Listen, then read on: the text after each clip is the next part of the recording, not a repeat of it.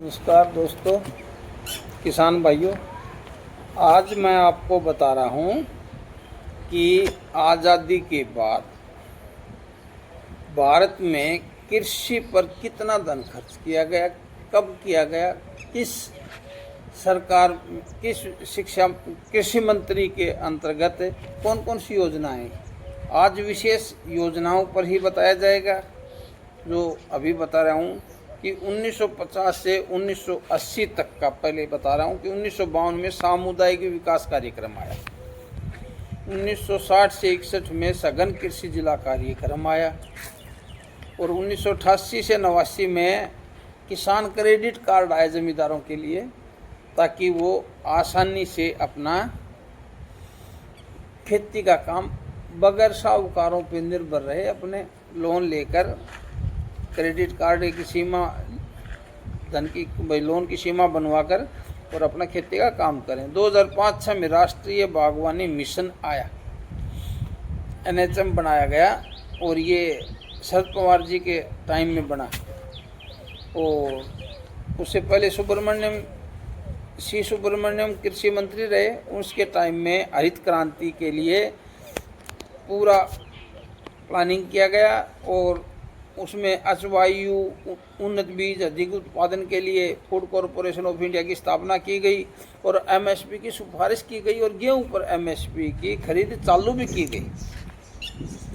फिर उसके बाद में जगजीवन राम जी कृषि मंत्री बने, तब हरित क्रांति में सफलता मिली और कृषि विज्ञान केंद्रों की स्थापना की। पहला कृषि विज्ञान केंद्र तमिलनाडु में उसकी स्थापना की गई।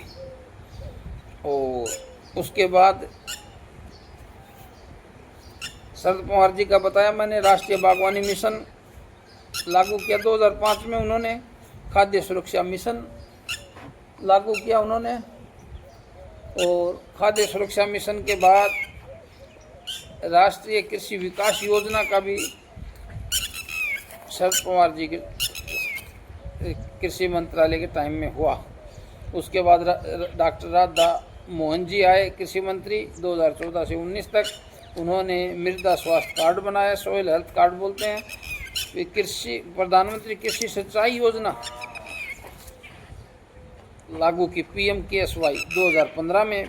फसल बीमा योजना 2016 में लागू की गई, जो प्राकृतिक आपदाओं से होने वाले नुकसान की भरपाई के लिए। और 2016 में ही ई नाम इलेक्ट्रॉनिक्स मंडी की स्थापना की गई कि जमींदार अपना अनाज ऑल ओवर इंडिया कहीं भी बेच सकता है। उसके बाद PKVY जैविक खेती की शुरुआत की गई।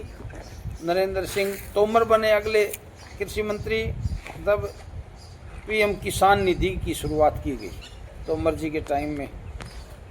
जमींदारों को कृषि सम्मान निधि में 6,000 रुपये सालाना, 2,000 रुपये 4-4 महीने में देने का ऐलान किया गया। और उसके बाद उन्हीं के शासनकाल में PMKY चालू की गई। मानव किसान मान धन योजना, 3,000 रुपये पेंशन 60 साल का जमींदार होने के बाद।